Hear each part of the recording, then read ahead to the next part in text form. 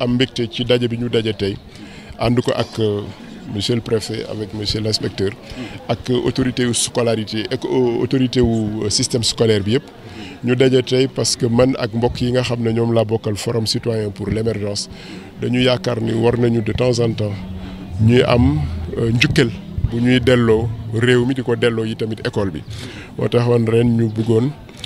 comme Sénégal dafa am système éducation boo xam ne dafay doxee ñaari tànk daara yaa ngi fi école yaa ngi fi man ci ñaari yëpp laa jàngee dama jàng ci daara dama jàng ci école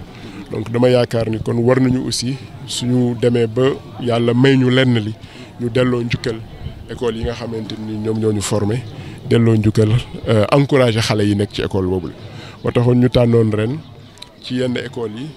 classe yi nga xam ne ñoo am ci école ñu tànn ku ci nekk ñaar ñi ci jiitu ñu jëndal la sac def ci ay ñeenti kaye juróomi kaye la sax juróomi kaye ak mine bindukaay ak matériel géométrie ngir ñu jàppale ko seeni parents encourager aussi xale yi ci ñu gëm ni ku góorgóorlu rek bu soobee yàlla dara dana la ca fekk. saag yi aussi dañ ci def benn bataaxal mooy message liñ ci bind mooy demal nga jàngi nga delluwaat nekk kuy dëkk ci sa réew maanaam kuy amal njariñ sa réew. va apprends et deviens citoyen parce que duñu gëm ni nit ki yenn saa yi dina jàng ba pare te du nekk citoyen nam ko war a nekkee naka. ñun boo xoolee ñun ñii mag ñii suñu exprès maanaam nu ñuy wane ni ci réew mi la ñu bokk xam mooy lan mooy dem ca rajo ba takk morceau bu xonq ñaxtu pour ñun loolu moom mooy wane ni ci réew mi la ñu bokk loolu ci la bokk mais am na geneen wet moom mooy ñu takk morceau bu vert ba pare indi suñu wàll ngir jàppale ko ñi nga xamante ni ñoom ñoo yor réew mi ñaar yooyu doxee ñaxtu bu ñaxtu jotee mais aussi indi sa wàll ci contribution bu fekkente ni mën nga ko loolu moom mooy tax ñu mën wax ni citoyen dëgg-dëgg nga loolu nag la ñu bëggoon ci waxtu wu teel ñu dugal ko si xelu xale yi ñu leen koy yarale ñu leen koy màggale ba bu leen yàlla mayee ñu màgg yàlla na ñu màgg te barkeel ñu mën a nekk de vrai citoyen amal njëriñ seen réew di indi seen wàll soog di laaj li nga xam ne moom lañ leen warlul ñu joxe ci juróomi téeméer ci ay sac bu nekk ni ñu leen ko waxee am na juróomi kaye am na tamit kit géométrie daara yi tamit damay wax ni am na ay alxuraan buy wax ni wàccewuñu ci yow alxuraan pour ngay torox or bu ma gisee xale yi ñoo ngi nekk ci mbedd mi di yalwaan suba ba ngoon ba guddi sax di yalwaan te wax dëgg sunu borom seeni waajur dañ leen joxe woon pour ñu jàng yenn saa yi mu metti suñu xol ñu bëggoon aussi ca la ñu ca mën suñu leen joxee nangami saaku ceeb nangami liitaru dëwlin ak nangami grosse suukar xëy na dinañ toog nangami weer yoo xam ni dinañu wàcc yalwaan du ñu yalwaan yi incha allahu taala xëy na balaa booba jeex keneen mënaat def xëy na loolu buñ ko wéyalee rek yalwaan gi dina wàññeeku mais loolu yëpp pour encourager système éducatif bi rek la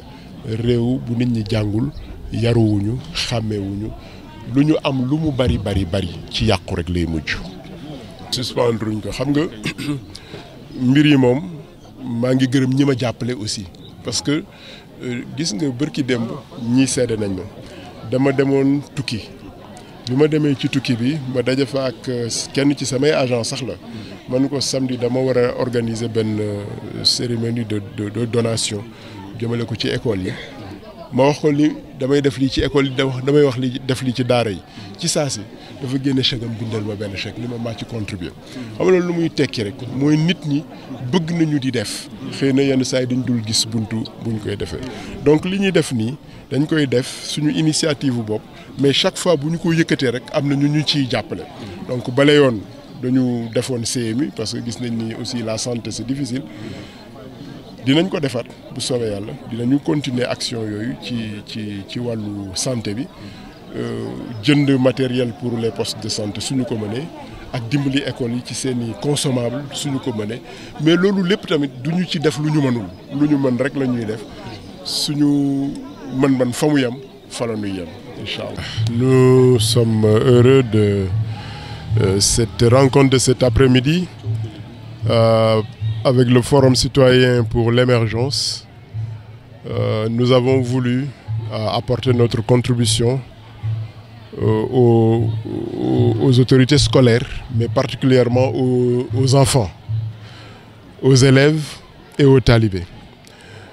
Nous savons que le système scolaire sénégalais est un système qui a plusieurs offres.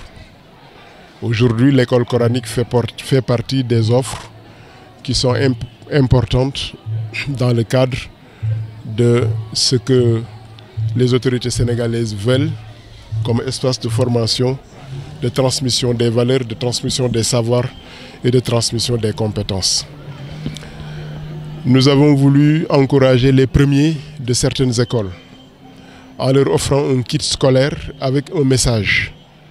Si vous observez bien sur les kits, sur les sacs, nous avons inscrit un message avec le Forum citoyen pour l'émergence « Va, apprends et deviens citoyen ». Parce que nous estimons qu'aujourd'hui, nous devons mettre le focus sur la citoyenneté dans la mesure où nous avons tendance à croire que la citoyenneté, c'est l'expression seulement des libertés, l'expression seulement des interpellations à l'endroit de l'État, la recherche ou la réclamation de nos droits, en oubliant que nous avons aussi des devoirs. Et nous voulons aujourd'hui, non pas renverser les choses, mais rééquilibrer les choses, faire de sorte que le citoyen puisse contribuer à la marche de la société tout en réclamant ses droits à l'État qu'il a lui-même construit. Et nous estimons qu'il faut commencer par les enfants, leur inculquer cette notion de citoyenneté, cet esprit de citoyenneté, d'appartenance à la cité, mais d'appartenance responsable, sachant que si nous ne contribuons pas, la société ne peut pas avancer. C'est la raison pour laquelle nous avons voulu encourager les jeunes en leur donnant ces kits scolaires, en leur envoyant le message, mais le message est aussi destiné à leurs formateurs. J'ai salué l'inspecteur Sec et tous les collègues qui sont là, mais également un message destiné aux parents, parce que la citoyenneté, ce n'est pas la question qui est seulement une question de l'école, mais la citoyenneté, comme je l'ai dit dans le Coran, la citoyenneté interpelle et le parent et les autres autorités de la cité. Nous avons confectionné 500 kits. Dans chaque kit, nous avons mis 4 cahiers et 2 stylos, un matériel, un trousseau géométrique, pour permettre aux parents au moins, disons, d'être un peu soulagés par rapport au coût des outils et du matériel scolaire. Mais ce qui est important, c'est le geste. Je pense que prochainement, nous pourrons faire mieux, nous pourrons faire plus. Et prochainement, d'ailleurs, nous ferons avec l'inspecteur. Parce que cette fois-ci, nous avons fait cette initiative sans vraiment prendre leurs orientations. Je pense qu'eux, en tant qu'autorité de l'école, ayant une vue panoramique de l'école aussi bien dans sa distribution géographique que dans les résultats et dans la distribution de ces résultats, ils sont les mieux habilités à nous indiquer ceux et celles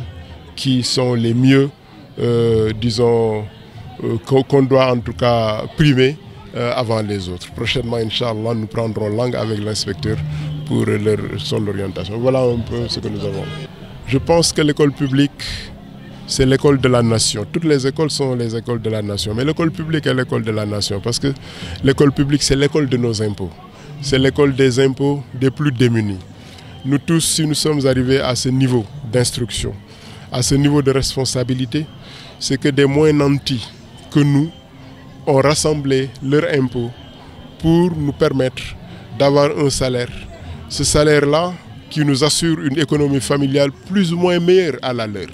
Si aujourd'hui nous sommes arrivés à ce niveau, nous devons aussi revenir en tout cas, remercier les autorités de cette école publique, mais rendre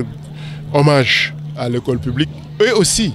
aux citoyens de ce pays qui ont fait preuve de patriotisme et de civisme fiscal. Ça c'est important parce que beaucoup parmi nous rechignent à payer l'impôt. Or, le civisme fiscal est un élément important d'expression de la citoyenneté. Sans les impôts des uns et des autres, des moins nantis que nous n'aurions pas de professeurs qui nous auraient donné cette science, nous n'aurions pas également de place à la fonction publique, nous n'aurions pas de salaire nous n'aurions pas une économie familiale qui nous permette de mettre nos enfants dans des écoles dans lesquelles eux, ils ne peuvent pas mettre leurs enfants. Donc nous rendons hommage à l'école publique et nous rendons hommage à ces citoyens-là.